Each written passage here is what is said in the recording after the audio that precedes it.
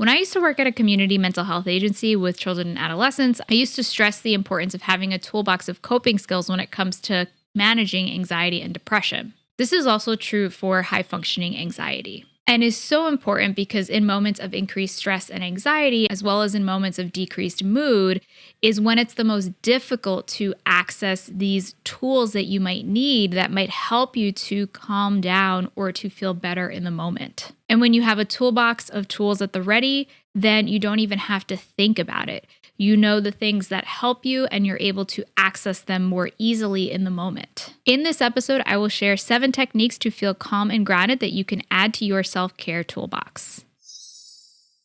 This is episode number 86, and this is Calm and Ambitious Part 2. Welcome to Calmly Coping. My name is Tati, and I'm a licensed therapist and coach specializing in high-functioning anxiety. I help high achievers overcome high-functioning anxiety so they can finally stop overthinking everything. If this topic interests you, then please like, subscribe, and hit the notification bell so that you never miss an episode. Thank you so much for tuning in. So what does it mean to feel calm and grounded? I want you to imagine a lake. Imagine that the surface of the lake is disturbed by motion, like maybe you threw a pebble in the lake. There's ripples going out on the surface of the lake. And, it's going to affect the surface, but if you look deep below the surface, things remain calm. And, the pebble might fall, but it's not necessarily going to interfere with things deep below the surface. And so when you are calm and grounded from within, you are connected with yourself physically and mentally, and you're able to access your resilient core from within when stressful moments arise.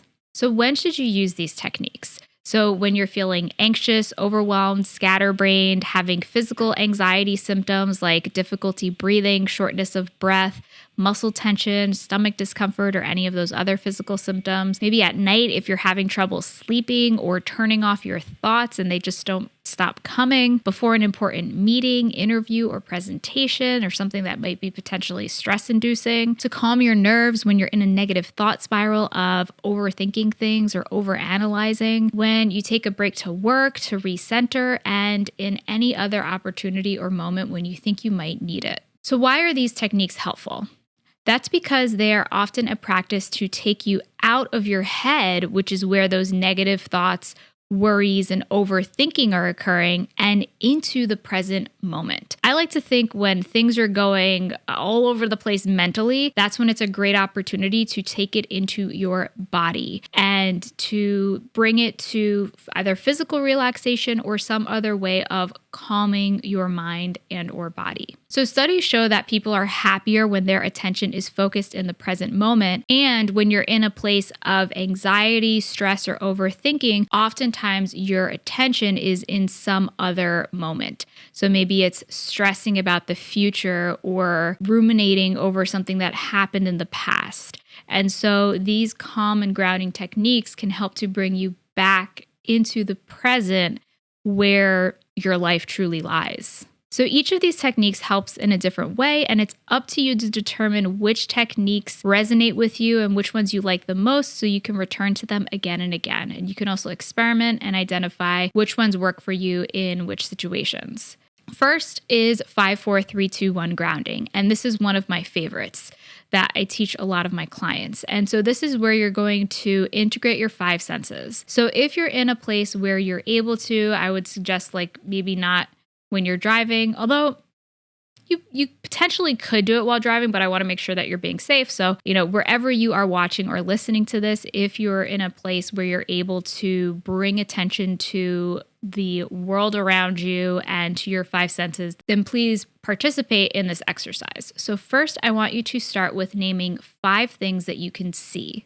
So look around you and identify 5 things that stand out to you, whether they're objects, colors, people, anything like that. So now I want you to name 4 things that you can hear. So open your ears, listen, and identify 4 things you can hear around you. Now I want you to identify 3 things that you can feel. So, in your proximity, just identify what you can touch or feel and how it feels, So if you're touching your pants or your jeans, you might say that they're rough and soft at the same time. So take some time to do that now. And then I want you to identify 2 things that you can smell. If you're able to smell anything around you, 2 things you can smell. And lastly, 1 thing that you can taste. Now, after having gone through this exercise, I want you to just notice.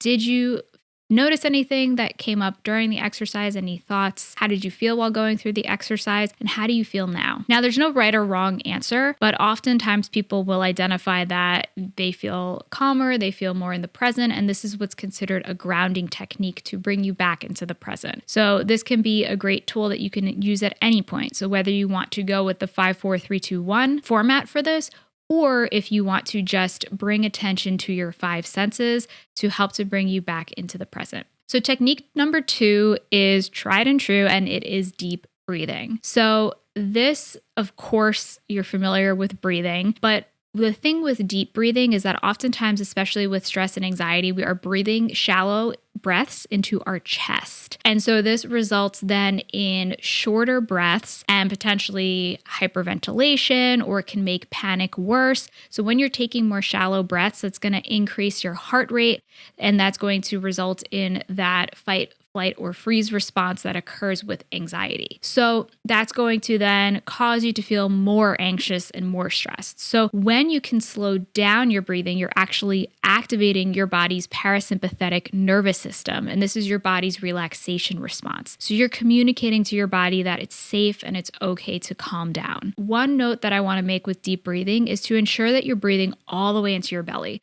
So you can test this by placing your hands on your belly and breathing in through your nose and kind of ensuring that you're filling up your belly like a balloon. So you should feel your hands rise up. So you can do this with me now if you're able to. Feel your hands rise and your belly kind of expand into your hands, and then you can breathe out through your mouth, nose, whatever feels comfortable. And so with deep breathing, I suggest doing this for at least 5 to 10 breaths minimum. And this is something, again, you can do in any time or any place and can help you to access those feelings of calm in the moment. So technique number 3 is taking moments of silence and unplugging or reflecting. So a lot of times, especially nowadays, we're constantly inundated with distractions, whether it is people vying for our attention or TV or social media or phones. And it can be hard to find moments of silence and moments where you're actually disconnecting from all of those inputs. And I think this can be really powerful, having that time on your own, because oftentimes when you have so many inputs, then it can be hard for you to process your own thoughts and emotions, and then that's going to result in just a buildup of whatever you're experiencing. So I suggest for this tip, you can integrate meditation as a way of silence. You can download the app Insight Timer, which is one of my favorites, and do a 5-minute guided meditation. You can just take some time for silence when you're driving in the car, not listening to anything, or when you're going for a walk, or just when you wake up in the morning and you're drinking your cup of tea or coffee, just seeing if you have the tendency to constantly be watching TV while you're eating a meal, or listening to a podcast when you're going for a walk, or listening to the radio when you're driving. See if you can integrate any moments of silence and what you notice from doing that. Technique number 4 is slowing down. And by this, I mean literally slowing down as well as mentally slowing down. So this can consist of just, if you find that you're always in a rush and you're always feeling this sense of urgency, like I need to do this now, or I need to get this done quickly, or I need to go to this place and there's so many things to do, trying to take a deep breath.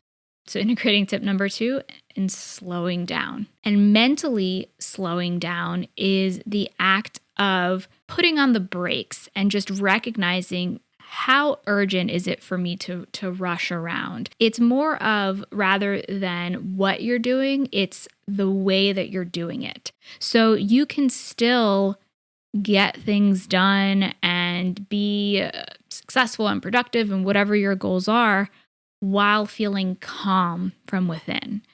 And so that's something that I find to be really powerful, because when you can have this calm core of slowing down from within, then that's going to make it easier for you to focus and to think about what you have to do and to make big decisions. That slowing down can just be a reminder. It can be a visual reminder on your desk to just like slow down. I used to have this affirmation: my life is not a race. I do things at my own pace. And that was something that was a reminder for me to slow down when I would find myself in those places of rushing around. So I just want to pause real quick to talk about this 3-part series that you're watching right now.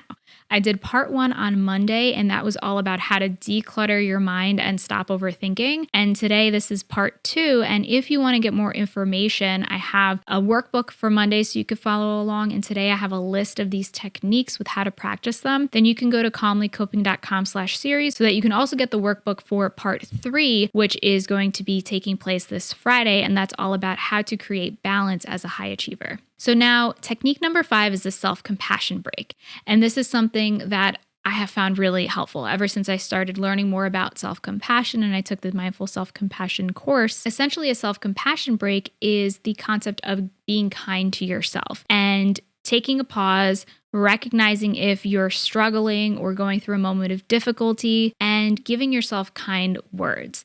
You know, one way I like to think of it is, how would you speak to a friend who is going through what you are going through right now? And I find that that can be a really simple way to calm yourself in the moment. And another way to connect with that self-compassion is to practice what's called soothing touch. And a way that you can practice soothing touch with the self-compassion break is placing one hand over your heart or both hands over your heart. And I find this to be a supportive gesture. And as you're doing this, you can be mindful of your experience. So mindfully recognizing that, you know, things are hard right now, or this is a moment of suffering.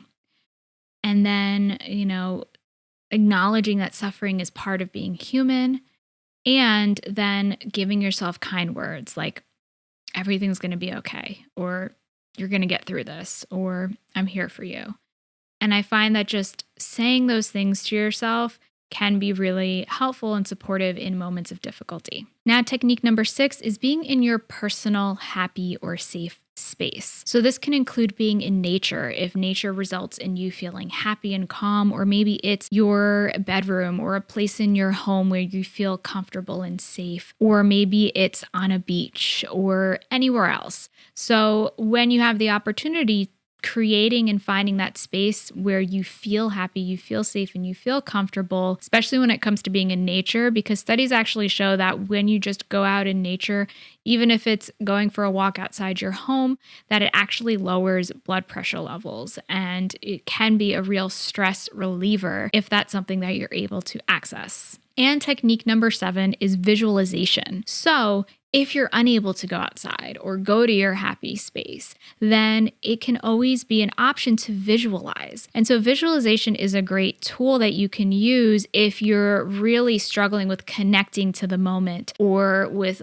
endless thoughts that are coming up. And a way you can practice this is by closing your eyes, which helps to make it easier to visualize, and imagining yourself in a place where you feel safe and comfortable. Maybe it's a cabin in the woods, there's a fire going in the fireplace, and you're curled up on a couch with a blanket on top and a good book in your hands, and you're looking out the window and seeing snow falling out the window, and really creating that picture visually and connecting with your senses in this visualization practice can help you to feel calm in that moment, because your brain is behaving as though you're in this situation. And so then you're going to start to feel those same feelings that you might feel if you were there. So choosing whatever it is for you, maybe if it's on the beach and you're imagining yourself lying on the beach and hearing the sound of the waves crashing and the smell of the salt water and the feel of the sun on your skin.